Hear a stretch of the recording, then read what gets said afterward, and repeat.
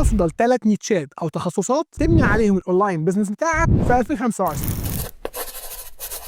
لو بتفكر تبدا مشروع جديد اونلاين، صحيح اختيار المنتج المناسب هو الخطوه الاولى، لكن الاهم هو اختيار النيتش الصح. في الفيديو ده مش بس هقولك على المنتجات اللي عليها طلب عالي، لكن كمان هقولك على افضل النيتشات اللي ممكن تبني عليها مشروعك وينجح. اول نيتش هو نيتش الام والطفل. انا بحب النيتش ده جدا لانه عليه طلب عالي، والطلب ده مستمر، الناس مش هتبطل تخلف. كمان في تنوع كبير جدا في منتجات النيتش ده، وده بيفتح لك سكك اوسع تشتغل فيها داخل نفس النيتش. كمان حتى مع الظروف الاقتصاديه الصعبه، الاهالي ممكن تقلل مصاريفها على نفسها، لكن دايما بتدي اولويه لشراء حاجات اطفالها. فعشان كده النيتش ده بيفضل شغال بشكل ممتاز حتى مع غلاء الاسعار. منتجات زي شياله البيبي ومرجحة الطفل باعت مئات آلاف المرات في السنين اللي فاتت، ولسه هتفضل تبيع طول العمر. تاني نيتش معانا هو العربيات. النيتش ده من النيتشات الممتازة جدا، وبرضه في ميزة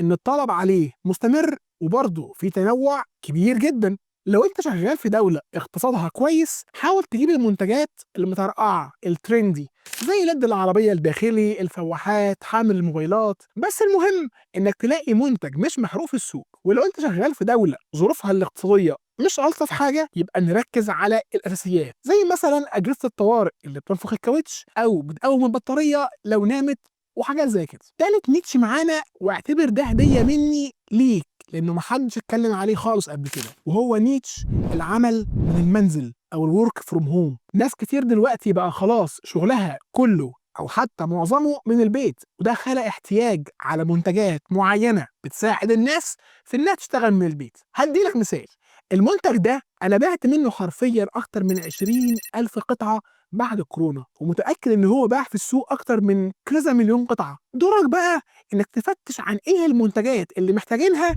الناس اللي شغالين من البيت، وتحاول توفرها في مكان واحد. اكتب لي في الكومنتات إيه رأيك في النيتشات دي، وهل شايف إن في نيتشات تانية كويسة اشتغل عليها ولا لأ؟ اعمل لنا لايك وفولو، واستنى الفيديو الجاي.